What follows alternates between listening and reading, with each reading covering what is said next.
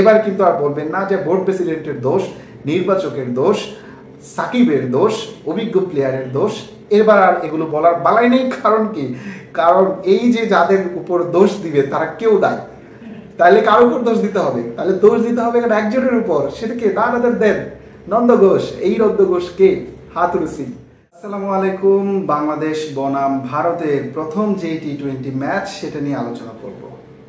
প্রথম ম্যাচে ভারত বাংলাদেশকে 7 উইকেটের বিশাল ব্যবধানে হারিয়েছে এবং যেভাবে হারালো ভারত বাংলাদেশকে, সেটা আসলে শোচনীয় যদি বলি, তার চেয়েও আরো কোনো খারাপ শব্দ আছে কিনা আমার জানা নাই। সেই রকম ভাবে পরাজিত করেছে বাংলাদেশকে। মাত্র 11 ওভারেই 11.5 ওভারেই ম্যাচ জয় করে নেয় টিম ইন্ডিয়া। তাহলে চিন্তা করুন, তারা যদি 20 ওভার অর্থাৎ আগে ব্যাটিং করতো তাহলে কি পরিমাণ রান করতো। পুরাই বোঝা যাচ্ছিল একেবারে ব্যাটিং ইনিংস।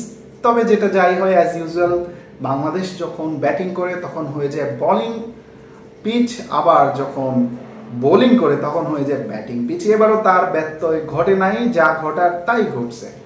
তবে আমার কষ্ট লাগছে আবেগী বাঙালিদের জন্য। তারা কোনো কিছু হলেই, কখনো ম্যাচ হারলেই দোষ যে পড়তে হচ্ছে স্পেসিফিকভাবে যদি বলি, সেটা হচ্ছে নাজমুল হাসান পাপনের উপর এবং সাকিব আল হাসানের উপর, নান্নু বাসার এদের উপর পড়তো। কিন্তু আবেগী বাঙালি এমন মাইন্ড কাছে পড়ছে, এখন তারা আসলে কিছুই বলার নাই। অভিযোগ দেওয়ার মতো কেউ আর অবশিষ্ট নাই তাদের। কারণ বর্তমানে বোর্ডে যারা আছে তারা হচ্ছে আসলে ফেসবুক চয়েস। ফেসবুকে যাদের ট্রেন্ডিং ছিল তাদেরকেই বোর্ডে বসানো হয়েছে, যে কারণে নিজেকে তো আর নিজে গালি দেওয়া সম্ভব হচ্ছে না। তাই আপাতত দৃষ্টিতে এই সকল গালি যে পড়বে একজন ব্যক্তির উপর, সেটা হচ্ছে কে? সেটা হচ্ছে, আপনি ঠিকই ধরেছেন, কোচ হাতুড়ু সিং। রিয়াসাত আজিম সহ এই যে কিছু সাংবাদিক নামক, তারা কিন্তু এই যত দোষ নন্দ ঘোষ সবকিছু নিয়ে দিবে হচ্ছে কার উপর? হাতুড়ু সিং এর উপর।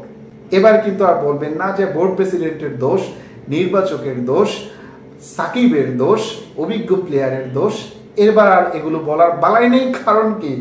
কারণ এই যে যাদের উপর দোষ দিবে তারা কেউ নাই। তাহলে কার উপর দোষ দিতে হবে? তাহলে দোষ দিতে হবে একজনের উপর, সেটাকে দাঁড়াদের দেন নন্দ ঘোষ। এই নন্দ ঘোষ কে? হাতুড়ু সিং।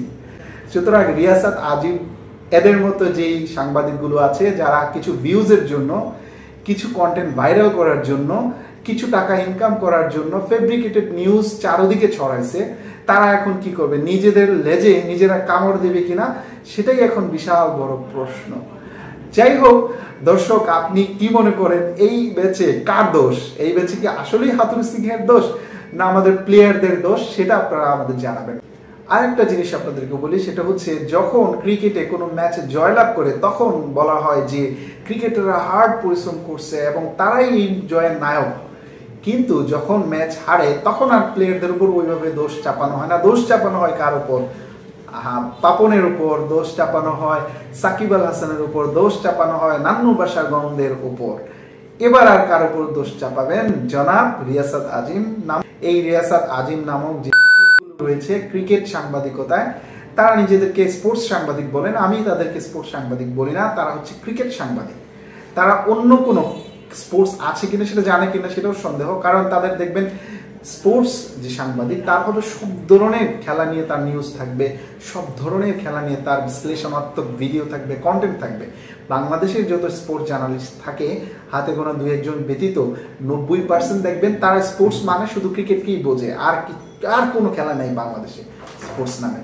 সো এই যে এই ফেব্রিকেটেড সাংবাদিকগুলো আছে, তাদেরকে অ্যাভয়েড করা আমাদের এখন নৈতিক দায়িত্ব হয়ে দাঁড়িয়েছে। আজকে পর্যন্তই, টাটা।